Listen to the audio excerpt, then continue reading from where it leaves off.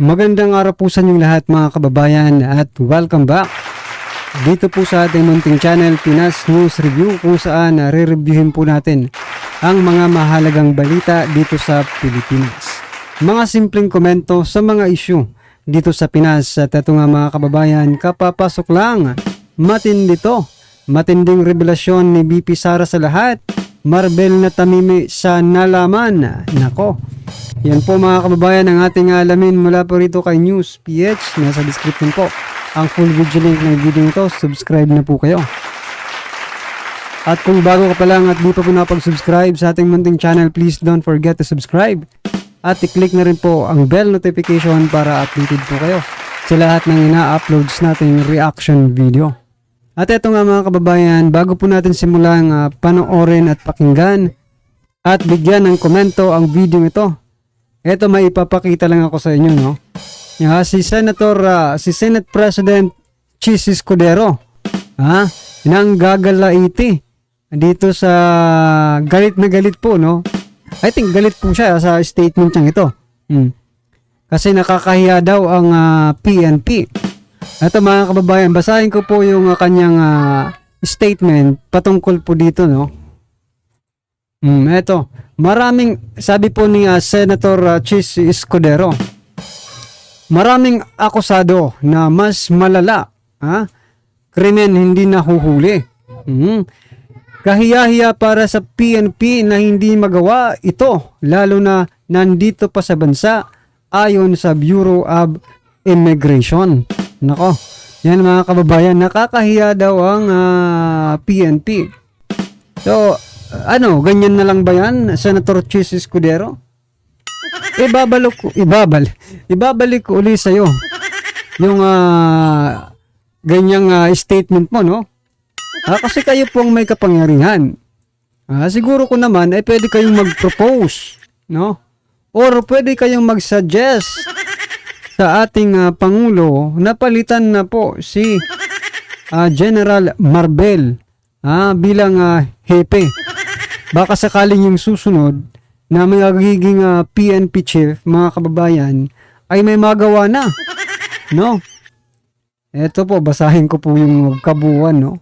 Para kay Senate President Chis Escudero, nakakahiya para sa mga law enforcement agency gaya ng PNP at NBI na hindi pa rin mahanap si suspended Bambam Tarlac Mayor Alice Go at iba pang nagtatagong akusado upang hindi maaresto. Nako mga kababayan, ayon kay SP Escudero, nakakahiya na hindi pa nahuli ang mga nasabing ahensya ang mga akusado, lalo't kinumpirma ng Bureau of Immigration na nasa bansa pa rin si Go. Gayunman, hindi sang-ayon ang senador na gawing parusa o solusyon ang pagbabawas ng budget ng PNP at NBI. Naku naman, budget rin pala yung gustong dito, no? Sa katapos-tapusan, wala ka pa ayan.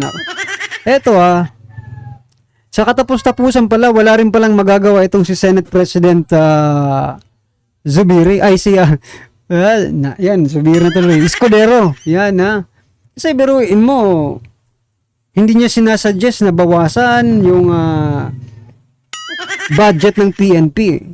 Paano titino ang mga ito, mga kababayan, kung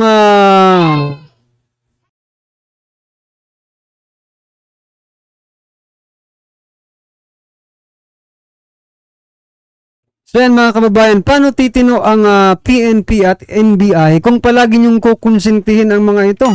Diba? Kasi ito, bilang punishment na lang sana. Bawasan nyo. Bawasan nyo para magtrabaho sila ng maayos. Kaso nga lang, hindi rin ganyan ang mangyayari sa palagay ko Pag binawasan mo yan, lalo sigurong hindi matitino ang mga ito Diba? Kasi alam naman natin, pera po talagang nagpapalakad dyan sa mga ganyang klaseng So, well anyway, sa ibang punishment na lang o sa ibang aspeto na lang nyo parusahan itong yan nga yung sinasabi ko kanina. Kung pwede bang sibakin na lang, palitan na lang itong PNP chief, mga kababayan, para mas makakita tayo ng mas maganda at mas matinong PNP chief. Yan po ay opinion ko lang, mga kababayan. Base rin po yan sa sinasabi ni Escudero, Senate President Escudero. Kasi sinasabi niya, kahiya-hiya. Ano ngayon kung kahiya-hiya? Hanggang dyan na lang ba tayo? Hanggang kahiya-hiya na lang ba? Mag-suggest kayo sa presidente. Kung presidente kasi ang nag-a-appoint, di ba? Sabihin nyo yung in-appoint niya. Hindi nagtatrabaho ng maayos. Kaya kahiya-hiya speaking of maayos, mga kababayan, eto, ipinagmalaki po ng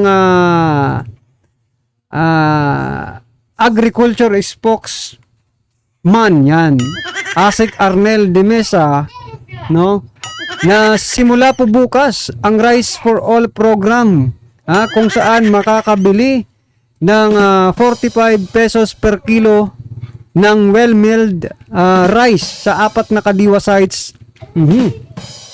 So yan, mga kababayan, ito lang po yung makakakain ng well-milled rice, yung 4 na sites lang po na sinasabi nila. Taguig, FTI Taguig, Caloocan, Patero, Malabon at Bureau of Plant Industry, Manila. So sila lang po, mga kababayan, ang tao dito sa Pilipinas. Kasi biruin mo, napakalaki po ng NCR lang to NCR lang ito, mga kababayan. Paano po yung nasa Visayas at Mindanao? Kaya yan Kaya bababa talaga ang ratings ninyo, Kasi isipin nyo, ito lang yung pinagsiservisyohan ninyo Yan nga po ang mahirap, mga ka-review natin. There is no sustainable program, or project para lang sa lahat. Kung program man ang tawag nila dito, there is no sustainable program. Pag sinabi natin sustainable, sana buong bansa ang maka-avail nitong 45 pesos na well-milled rice. Di ba? Ang hirap sa inyo pag 29 pesos pinama-ayudan nyo itong medyo masarap-sarap na bigas. For NCR lang pala.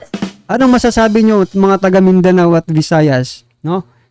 Hindi ba tayo kasali ng Pilipinas? Tapos sasabihin nyo, yung, di ba yung sinabi ni PRR na hihiwalay yung Mindanao? Wag, ayaw naming hihiwalay ang Mindanao. Pero nakatutok lang kayo sa NCR lang Diba? Lahatin nyo naman, wag lang NCR kasi lahat naman tayo kumakain at ipinakako nyo naman yan.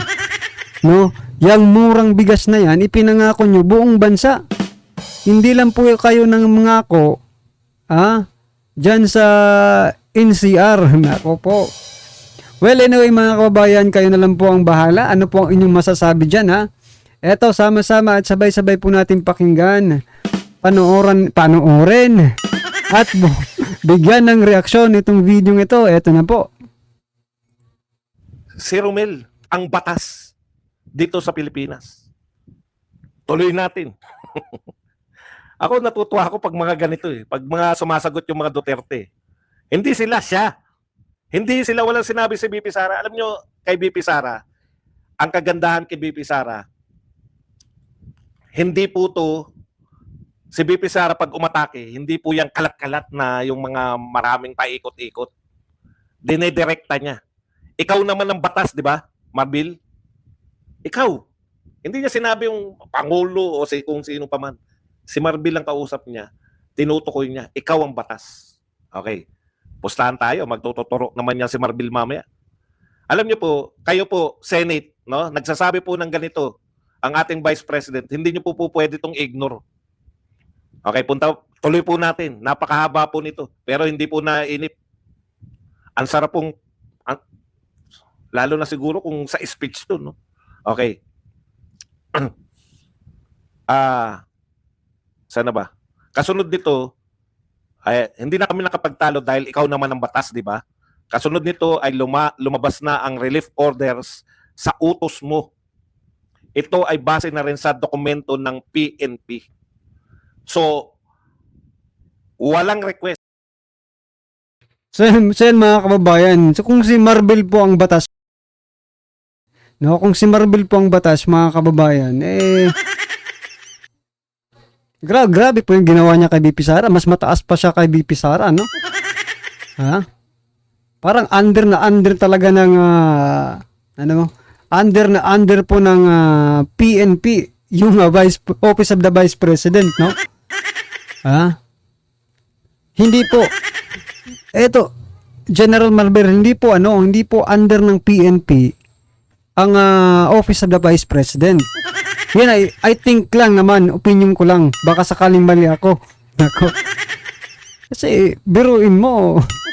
Tinanggalan mo ng security yung amo mo. Kasi amo mo pa rin si BP Sara kahit anong gawin mo eh. Diba? Ayaw mo man sa hindi kay BP Sara, amo mo pa rin si Vice President Sara Duterte. Ha? Kasi mas mataas pa rin ang Vice President kaysa po sa PNP Chief. Diba? Mas mataas pa nga sa DILG eh. O sa amo mo, diba? DILG ang amo ni Chief Marvel. Oh. Yes, mas maganda lang. Bakit sinasabi na nag-request sila at pumayag naman yung Vice President? Mas masarap pong pakinggan yun eh. Mas kagalang-galang eh. Kaysa naman, iniutos ko po na tanggalan ng Vice President. Kasi magko-question ng tao, sino ka? Mas mataas ka pa ba sa Vice President? Sino ka? Para utusan mo yung Vice President na nauna na sa'yo, yung mga PNP chief na nauna sa'yo, ay hindi ginalaw yung security. Sino ka? Para tanggalan mo ng security. Inutos niya ang relief orders. May basehan yan, yung dokumento mismo ng PNP. We don't see, ika-4 na punto. We don't see any threat. Ito ang sinasabi sa interview ni Marbil. Sinasagot kasi ni Sara ni BP Sara. Excuse me po. We don't see any threat against the Vice President. So we need to reduce the people. If they want more, then we will add it if they request it. Okay, wala naman kami nakikitang threat sa Vice President. Ang dami-dami niyang tao. Sayang naman. We don't see any threat. Wala po kami nakikitang threat kay... So yan, sinasabi niya mga kabayan, wala silang nakikitang threat. Kaya magre-reduce sila ng tao. Pero pag nag-request daw uli yung Office of the Vice President, magbibigay ulit sila. Anong kalokohan yan? Anong kalokohan yan? Yan, di ba? Gusto lang siguro nito, no? Ipakita yung power nila. Ito, opinion ko lang mga kababayan ha. Gusto niyang ipakita kay Vice President Sara Duterte na mas makapangyarihan siya. Kasi yun yung lumalabas eh. Na kaya niyang kunin kung ano man yung gusto niyang kunin dito sa Office of the Vice President in terms of security. Diba? Parang ganun pong lumalabas. Gusto pa lang ni Marvel na magmakaawa, no?